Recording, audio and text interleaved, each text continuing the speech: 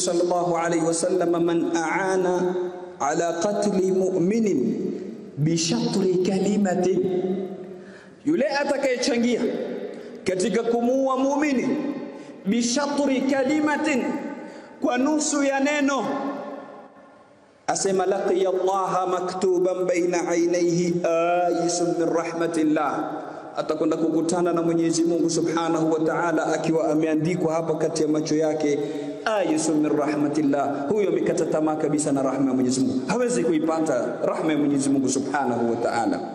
Nani huyo?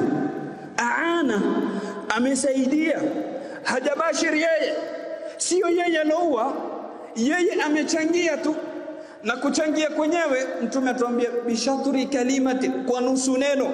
Baadhi ya maulama wanatuambia maana yake, badala kumwambia mtu uqtul, uwa, ukamwamrisha uwe, ukalitamka nusu tu uqa, kisha ukajizuia usilimalize, yule bwana akaua kweli, umebeba dhambi hiyo hata kama umelitamka nusu.